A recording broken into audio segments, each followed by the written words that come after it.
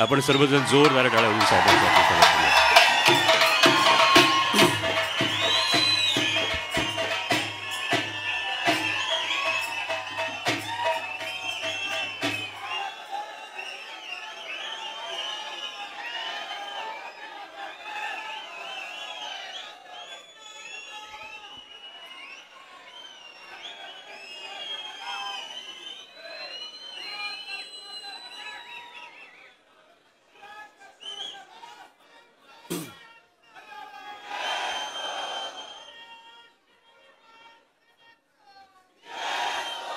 एकोणीसाव्या पक्षाच्या महाराष्ट्र नवनिर्माण सेनेच्या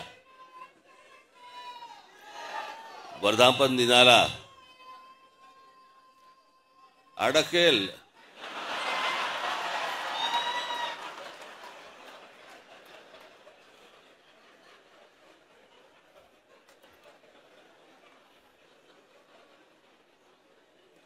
पाणी तर पाणी तर झालं.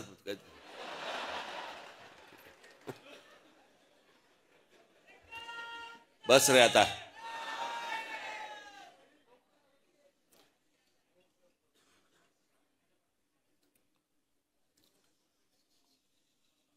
आत्ताच ज्यांचं भाषण आपण सर्वांनी ऐकलं ते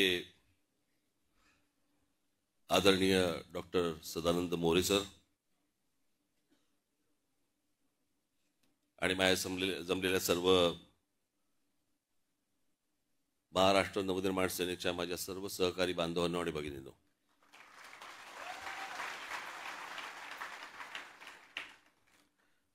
मी आज काय फार बोलणार नाहीये जास्ती,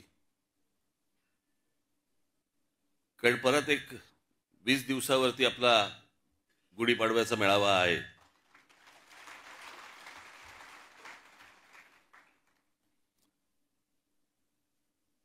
आता तिकडे जर समजा मी दांडपट्टाच फिरवणार असेल तर चाकूसुरे कशाला काढू आत्ता मी.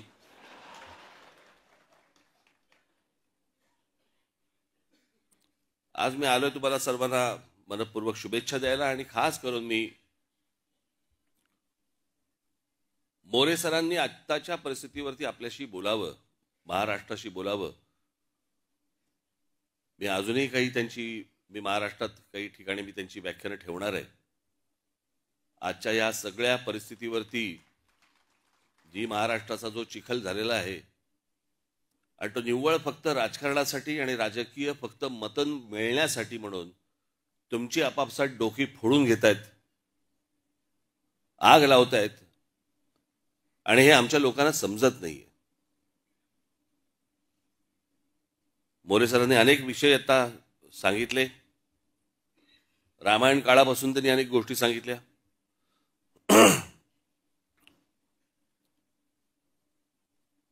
सर, एक छोटीशी गोष्ट सांगतो, काळ कसा बदलला.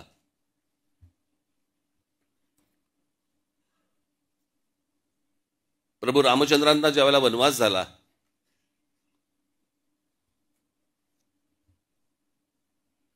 चौदा वर्षाचा झाला, तिथून ते निघाले. बरोबर लक्ष्मण, सीतामाई सगळ्यांना घेऊन निघाले. मग दंडकारण्यात आले, नाशिकला आले. आपण मगाशी नाशिकचाही उल्लेख केलात की कोणीतरी हंटर बोलला होता ना, हंटर, तिला महाराष्ट्राची राजधानी करावी नाशिक. आजचं महाराष्ट्राचं राजकारण पाहता त्याला हंटरने फोडला असता. राजधानी नाही, आमची राजधानी, आमच्याकडे करा, आमच्याकडे करा. पण प्रभू रामचंद्र निघाले. मग ते दंडकारण्यानंतर पुढचं तुम्हाला सगळं माहिती आहे. 14 वर्ष. मग मध्ये रावण आला, मग सीतामाईला घेऊन गेला. मग प्रभू रामचंद्र आणि मग ते लक्ष्मण शोधत होते. शोधता शोधता त्यांना ते वाली आणि सुग्रीव मिळाले आणि मग त्यांचं ते युद्ध झालं. मग पुढे हनुमान मिळाले. हनुमानाला घेऊन ते मग तिकडे गेले आणि मग तिथे तो सेतू बांधला. सेतू बांधून ते लंकेत गेले. लंकेत गेल्यावर त्या कुंभकर्णाला मारलं. मग कुंभकर्णानंतर रावणाला मारलं. मग रावणाला मारल्यानंतर सीतामाईला घेऊन ते परत अयोध्येला 14 वर्षानंतर परत आले. मध्ये तो त्यांनी एक सेतू बांधला.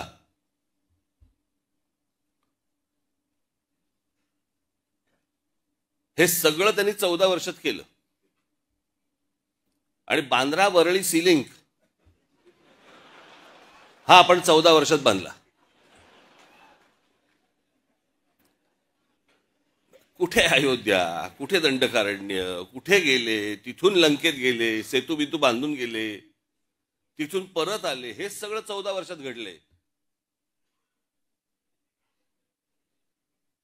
हे सगळे जे काही कामं सुरू आहेत, जेवढ्या काही गोष्टी सुरू आहेत ना, मी त्याचं सविस्तर मी बोलणार 30 तारखेला आपल्याशी.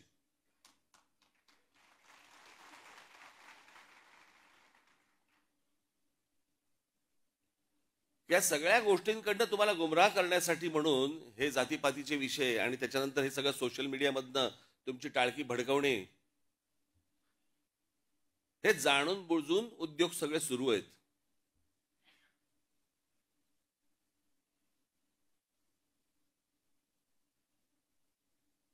कालच महिला दिन झाला. तो काय आपण दरवर्षी महिला दिन म्हटल्यानंतर आपण 8 मार्चला आपण साजरा करतो. काल मला एकाने छान विनोद पाठवला. एकाने ते म्हणे 21 जून हा सर्वात मोठा दिवस म्हणून समजला जातो. बरोबर ना? ते साफ झूट आहे म्हणे. 21 जून सर्वात मोठा दिवस नाहीच आहे. महिला दिन हा सर्वात मोठा दिवस आहे. कारण तो 8 मार्चला सुरू होतो आणि पुढल्या वर्षी 7 मार्चला संपतो.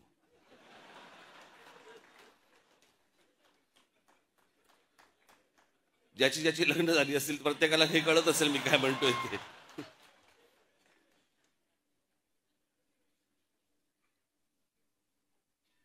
पण आपल्याकडे काय करतात, महिला दिन म्हटल्यानंतर सगळेजण भेटणार, महिला दिनाच्या शुभेच्छा. 2 पुरुष एकत्र आले तरी एकमेकांना देतात.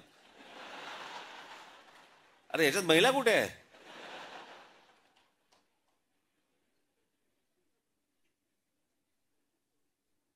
मागचा पुढचा काही विचार नाही, काही नाही, आपले बस शुभेच्छा.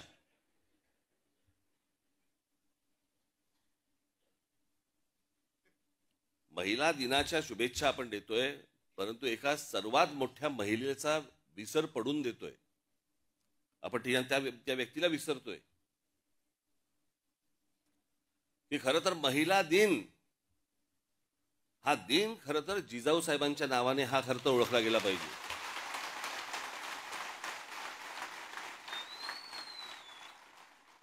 लहान असताना वडील कुठेतरी मोगलांकडे चाकरी करतायत हे ज्या मुलीला पाहवलं नाही,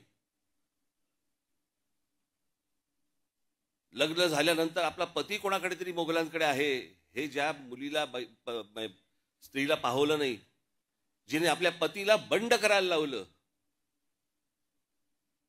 जिच्या मनात सुरुवातीपासून स्वराज्य नावाची गोष्ट ज्या महिलेच्या मातेच्या मनामध्ये होती, तिने आपल्या मुलाकडनं ते स्वराज्य घडवून आणलं.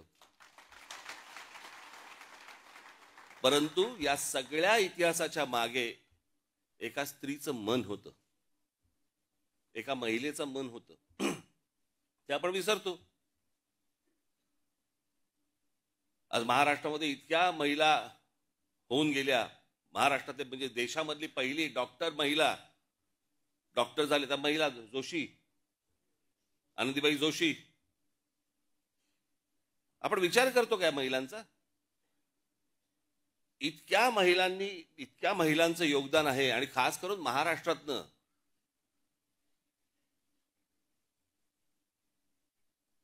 म्हणजे जर समजा तुम्ही सर्वात पुढारलेल्या जर स्त्रिया म्हणून जर समजा बघितल्यात, इतिहासामध्ये काढून बघा तुम्ही, सर्वात पुढारलेल्या स्त्रिया, तुम्हाला सर्वात पुढारलेल्या स्त्रिया या महाराष्ट्रात मिळतील.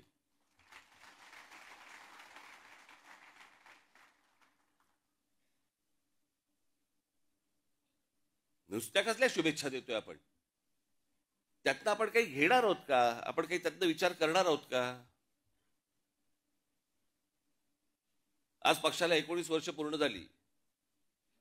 ही 19 वर्ष आपली कशी गेली, काय गेली?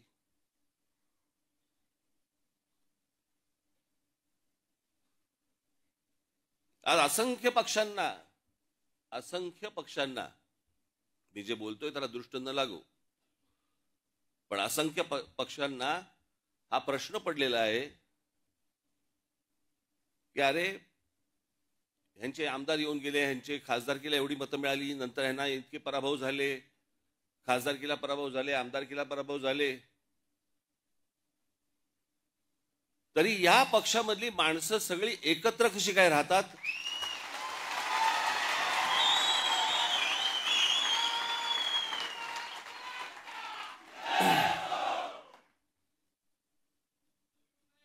फेरीवाले तरी असतात, आपले कष्ट काम करत असतात, कष्टाने काम करत असतात, कष्ट घेत असतात.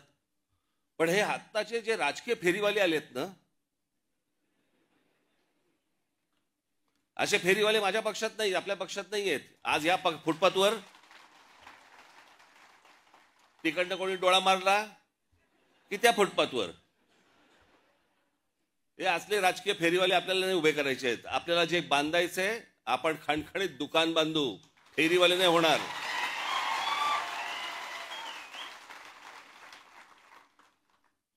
पण या सगळ्या गोष्टींसाठी म्हणून एक पक्ष संघटना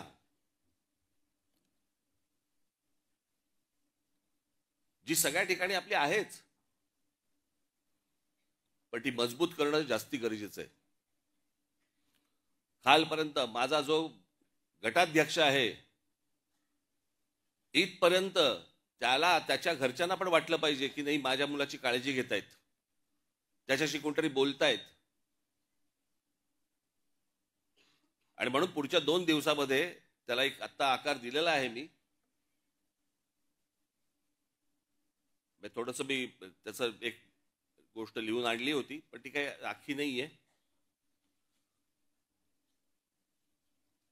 हे इथे सगळे जेवढे बसलेले आहेत व्यासपीठावरती, माझ्या सकट प्रत्येकाचं काम काय, तुमच्या सकट खाली आपल्या महाराष्ट्र सैनिकासकट प्रत्येकाचं काम काय असणार, आणि ते दर 15 दिवसाला तपासलं जाणार.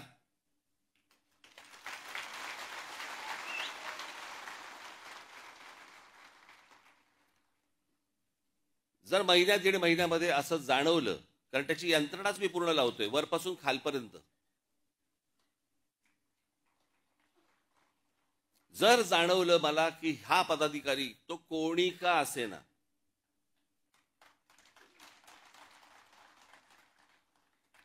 जर मला त्याच्यामध्ये काम चुकारपणा जर समजा दिसला,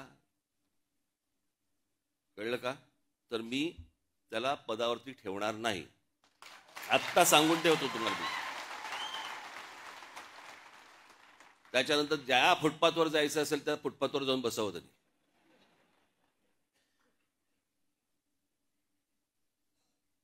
परंतु ती गोष्ट याच्या पुढे ती होणार नाही.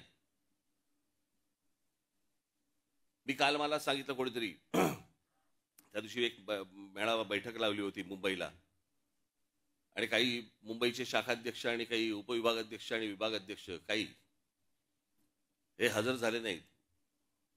म्हणजे हजर झाले नाहीत, त्यांची हजेरी घेतली. आणि मग प्रत्येकाला विचारलं, मग काय काय कारण, एक एक घरचे हे आजारी होते, ते होतं काहीतरी. बघ, त्यातल्या 5-6 जणांनी सांगितलं, साहेब कुंभला गेलो होतो. म्हटलं, गधड्यानो करता कशाला पाप?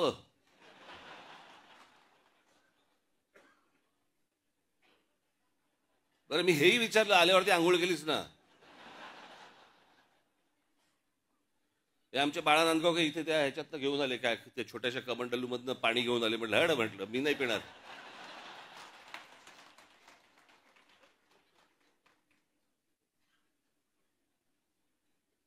अहो मला सांगा, आता तो सोशल मीडिया आल्यापूर्वीच्या काळात ठीक होतं. मी त्या सोशल मीडियावरती बघतोय, माणसं तिथे आलेल्या बाया बिया हसतायत, आणि बाळा नांदगावकर साहेब गंगेचं पाणी कोण पिईल ते पाणी?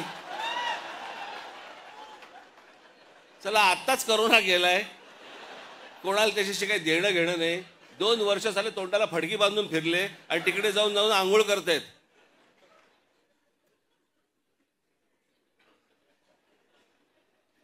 अहो मला माहिती आहे, मी कित्येक स्विमिंग पूल बघितले असे जे सुरुवातीला उद्घाटनाच्या वेळेला निळे होते,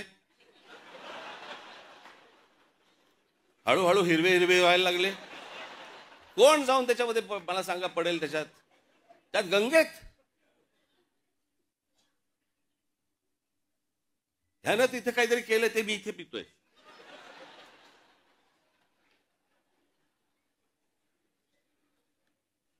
श्रद्धेला पण काय अर्थ आहे की नाही? एक नदी या देशामधली स्वच्छ नाहीये, एक नदी. आणि आम्ही काय नदीला माता. परदेशामध्ये आम्ही अनेकदा जातो त्यावेळेला बघतो तिकडच्या नद्या स्वच्छ नद्या,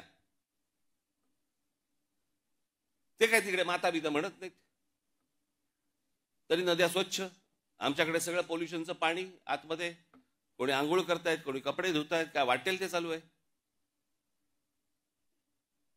राजीव गांधी असल्यापासून ऐकतोय मी गंगा साफ होणार.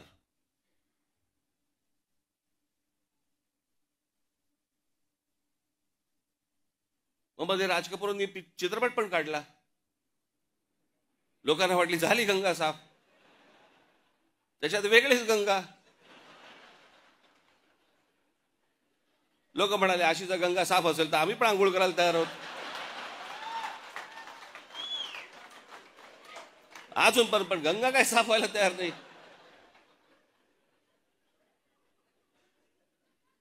या सगळ्या श्रद्धा अंधश्रद्धेतनं बाहेर या जरा, सगळ्यातनं डोकी हलवा नीट.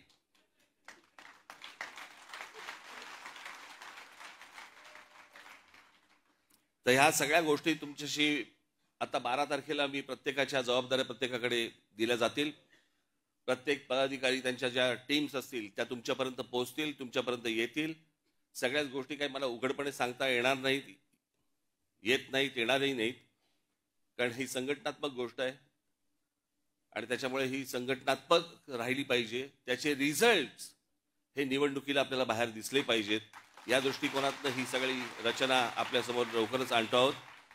मी सर्वांना परत एकदा 19 तारखेच्या 19 वर्ष झाली त्याच्या मी आपणा सर्वांना मी मनपूर्वक शुभेच्छा देतो. आणि आपण जमलेले सर्वजण आणि माझ्या महाराष्ट्रामधल्या प्रत्येक माझ्या महाराष्ट्र सैनिकांना मी विनंती करतो की येत्या 30 तारखेला गुढीपाडव्याच्या दिवशी जल्लोषात गुलाल उधळत आपण सर्वांनी शिवतीर्थावरती यावं अशी मी आपल्या सर्वांना विनंती करतो आणि आपल्या सर्वांची मी रजा घेतो. धन्यवाद. जय हिंद, जय महाराष्ट्र.